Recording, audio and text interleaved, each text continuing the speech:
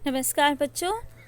कल हमने कैमरे में बंद अपाहिज कविता की व्याख्या की थी और उसके भाव को समझा था। आज हम इसके महत्वपूर्ण प्रश्नों पर चर्चा करेंगे। पहला प्रश्न है, कविता में कुछ पंक्तियाँ कोष्ठक में रखी गई हैं, आपकी समझ में इसका क्या औचित्य है। तो जब हमने इस कविता को पढ़ा तो ब्रैकेट में बहुत सी पंक्तियाँ दी गई थी, तो उनका औचित्य क्या है, वो क्यों दी गई थी, ये हमें जवाब देना है। तो उत्तर, कविता में निम्नलिखित पंक्तियाँ कोष्ठक में दी गई हैं। कैमरा दिखाओ इसे बड़ा बड़ा, हम खुद इशारे से बताएंगे कि क्या ऐसा, यह अवसर खो देंगे, यह प्रश्न पूछा नहीं जाएगा, आशा है आप उसे उसकी अपंगता की पीड़ा मानेंगे, कैमरा बस करो, पर्दे पर वक्त की कीमत है, बस थोड़ी ही कसर रह गई।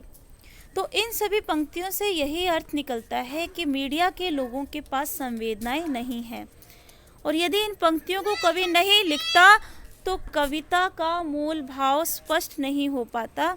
इसलिए कोष्ठक में दी गई इन पंक्तियों के कारण शारीरिक और मानसिक अपंगता का पता चलता है। तो अगर ये कोष्ठक में पंक्तियां ना दी गई होती तो हम कविता का भाव जो है वो स्पष्ट नहीं हो पाता, इसलिए यहाँ पर दी गई है। प्रश्न 2, कैमरे में बंद अपाहिज करुणा के मुखौटे में छिपी क्रूरता की कविता है, विचार कीजिए। तो पूरी की पूरी कविता मीडिया कर्मियों की व्यावसायिकता पर जो है व्यावसायिकता के रवैये को दर्शाती है कि कैसे धन कमाने के लिए वो संवेदनशीलता की बजाय संवेदन शून्यता का परिचय भी दे देते हैं, क्योंकि आज मीडिया का बाजारीकरण हो चुका है। तो इसका उत्तर है, यह कविता अपनेपन की भावना में छिपी क्रूरता को व्यक्त करती है। सामाजिक उद्देश्यों के नाम पर अपाहिज की पीड़ा को जनता तक पहुंचाया जाता है। यह कार्य ऊपर से करुण भाव को दर्शाता है, परंतु इसका वास्तविक उद्देश्य कुछ और ही होता है। संचालक अपाहिज की अपंगता बेचना चाहता है, क्योंकि अपने चैनल की टीआरपी बढ़ानी है, तभी उसके ज़्यादा से ज़्यादा दर्शक बढ़ेंगे, धन कमाया जाएगा, तो उनका एकमात्र लक्ष्य यही रह जाता है। तो वह एक रोचक कार्यक्रम बनाना चाहता है ताकि उसका कार्यक्रम जनता में लोकप्रिय हो सके। उसे अपंग की पीड़ा से कोई लेना देना नहीं है। यह कविता यह बताती है कि दूरदर्शन पर दिखाए जाने वाले इस प्रकार के अधिकांश कार्यक्रम कारोबारी दबाव के कारण संवेदनशील होने का दिखावा करते हैं। इस तरह दिखावटी अपनेपन की भावना क्रूरता की सीमा तक पहुंच जाती है।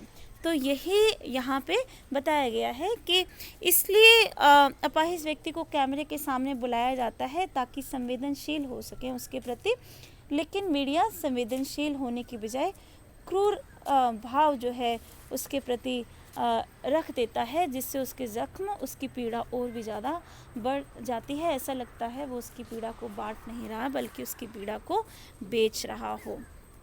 तीसरा प्रश्न है, हम समर्थ, शक्तिवान और हम एक दुर्बल को लाएंगे, पंक्ति के माध्यम से कवि ने क्या व्यंग किया है। तो इसका उत्तर क्या होगा कि हम समर्थ शक्तिवान के माध्यम से कवि ने मीडिया कर्मियों पर व्यंग किया है, जो स्वयं को पूर्ण मानकर एक अपाहिज व्यक्ति को दुर्बल समझने का अहंकार पाले हैं। हम एक दुर्बल को लाएंगे के माध्यम से लाचारी का भाव प्रदर्शित होता है।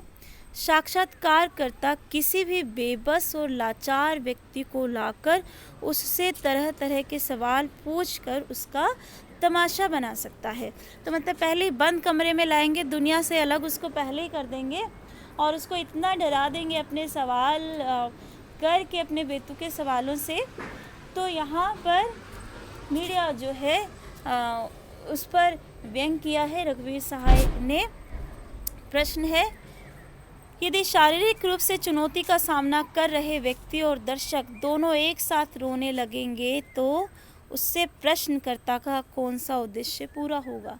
वही, क्योंकि मीडिया अपने कार्यक्रम को रोचक बनाना चाहता है।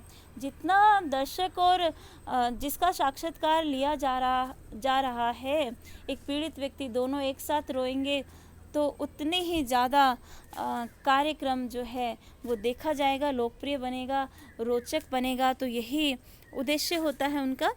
तो यदि शारीरिक रूप से चुनौती का सामना कर रहे व्यक्ति और दर्शक दोनों एक साथ रोने लगेंगे तो उससे प्रश्नकर्ता लोगों का ध्यान कार्यक्रम की तरफ आकर्षित कर पाएगा।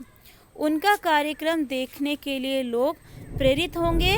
प्रसारण समय में रोचक सामग्री परोस पाना ही मीडिया कर्मियों का एकमात्र उद्देश्य होता है।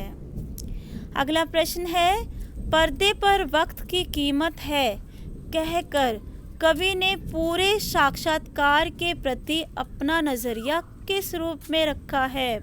तो जैसा कि हमने इसकी व्याख्या करते समय पढ़ा था कि एक दुर्बल व्यक्ति की पीड़ा की कोई कीमत नहीं है मीडिया पर। वक्त के सामने मनुष्यता जो है उसकी कोई कीमत नहीं है, वो मूल्यहीन हो जाती है। तो वही यहाँ पर है, प्रसारण समय में रोचक सामग्री परोस पाना ही मीडिया कर्मियों का एकमात्र उद्देश्य होता है। प्रसारण के समय में वे कार्यक्रम को अधिक से अधिक लोकप्रिय बनाने के लिए सभी हथकंडे आजमा लेते हैं। उन्हें किसी की पीड़ा को कम नहीं बल्कि बढ़ा चढ़ाकर दिखाने की आदत होती है। मीडिया कर्मी को व्यावसायिक उद्देश्य पूरा करने से सरोकार रहता है, मतलब उनका उद्देश्य यही होता है धन कमाना। उनका सामाजिक सरोकार या पीड़ा को दिखाना मात्र एक दिखावा होता है। तभी तो कहा गया है कि करुणा के मुखौटे में छिपी क्रूरता की कविता। करुणा तो दिखावा है, वास्तव में परिचय तो क्रूरता का दिया जा रहा है। तो ये थे इसके महत्वपूर्ण प्रश्न। धन्यवाद।